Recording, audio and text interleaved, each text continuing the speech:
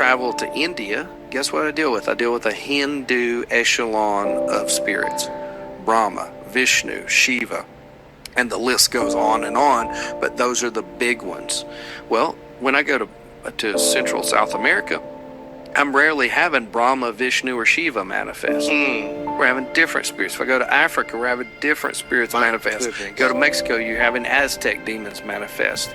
If in my area in East Tennessee, we have Odin, Thor, and Loki manifesting all the time, almost every deliverance, because the people that settled our area. Thor and Loki? Yeah.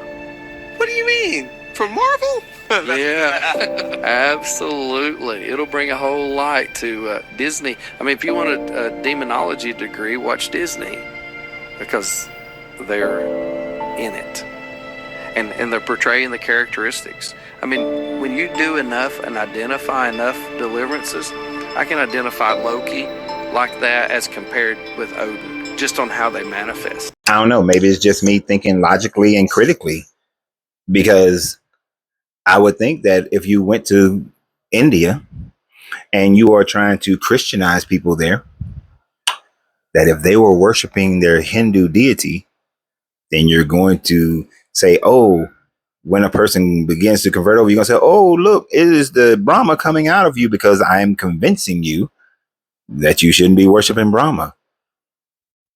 It would seem that what he's basically saying is that wherever people were in the world, they had their own gods. They believed in their own gods.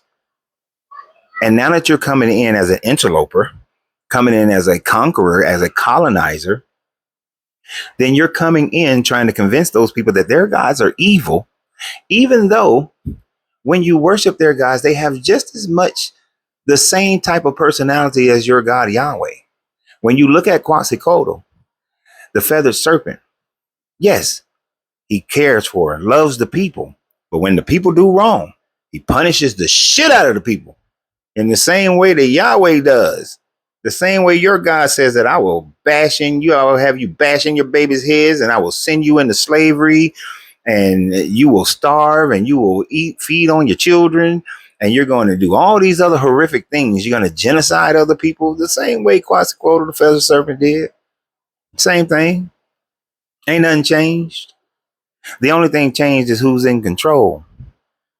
You see, when these colonizers come to someone else's nation, all they want to do is destroy those people. But you can't just destroy them physically. You can't just do that to take their resources. No, you have to destroy them mentally and emotionally. And the way to do that is through their religion. So when you go to Africa, you can't go in there saying that, oh, this is a demon from the Middle East that's coming out of you. This is a demon from the Quetzalcoatl that's coming out of you. No, you have to say, oh, yes, I'm pulling out the spirit of Oshun. I'm pulling out the spirit of Eshu. Because those people can identify with those spirits, because those were the spirits of their ancestors. Those were the gods of their ancestors. So, yes, if I'm trying to convince you, I'm going to utilize what you're familiar with in order to convince you that my way is the right way. Your way is the wrong way. This is what this man is doing. This is all that he is saying, is that he's going in convincing people that. Now, I know many are thinking, wait, what about in Tennessee? They've been Christian for a long time. But if you look at the places of Tennessee and you look at the immigration pattern of people who came there, what he's playing on now is the fact that many of those people in Tennessee have German descent, Northern French descent, and British Isles descent. This would include the Norse gods. You see, before Odin was the Norse god Odin, he was Woden in Germania. So he's playing on the fact that he knows where these European Americans descended from. And when they have some type of convulsions of the Holy Spirit, that really they're pulling out the demons of their ancestors, because their ancestors worship Thor, worship Woden, Seth, worship those deities. I guarantee that he will never go to the city of Atlanta, go into a black church and say that they are having the demon Loki coming out of them. No, he would say Eshu. Eshu is the similarity god of the Ifa to the Norse. So he would say that because he would know that black people in Atlanta are not going to go for Loki coming out of them. But because Ifa is a growing religion in Atlanta, they may get down with Eshu. They may get down with Oshun or Shango. It ain't Thor, it's Shango that's coming out of you. It's a great trick. It's a great trick of the mind. Hell, if I was a pastor in Atlanta, like many wanted me to be, I might have did that one. That's a good money maker. And the people will fall for it because they're familiar with it. And if I went and I did missions in other places, I would do the same thing. This is all a scam, people. All these religions are nothing more than scams in order to convince people that there is some being outside themselves that's creating the harshness that they feel in their life or the harshness that they see in the world. When the truth of the matter is, the harshness that you see in the world is all done by the hand of man. It is not being done by some spiritual being outside of yourself, but is being done by the emotional being that is inside yourself. It is being done by your thought process, by what you choose to do on a daily basis, every decision that you make, not based on some God, some deity, some demon. So this man is making these proclamations, but I searched through and I looked at 11 different videos of his. You know what I never saw? Any proof of any demon. None whatsoever. All I saw was a bunch of people having emotional moments. And when they go into these foreign countries, I see that they never go into the prosperous neighborhoods. They never go to the prosperous people.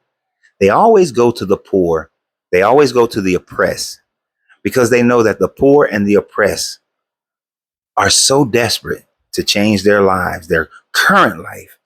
The amount of food coming in, the amount of money coming in, the amount of happiness that they can experience and feel.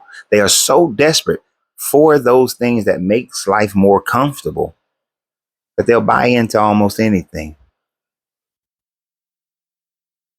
This is, like I said, you never see missionaries saying that, oh, we're going to go to the city of Kigali.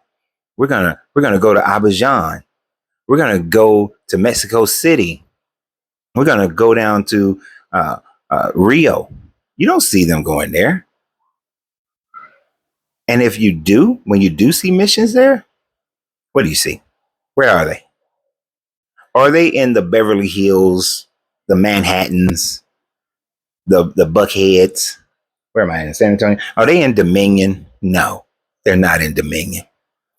You drive around San Antonio, you see the missions and more churches in the poor neighborhoods because they know where their customers are.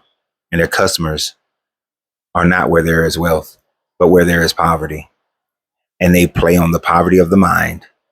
But hey, what do you guys think? And always remember, you have to free yourself to be yourself because your greatness is non-negotiable. Good journey, good vibrations.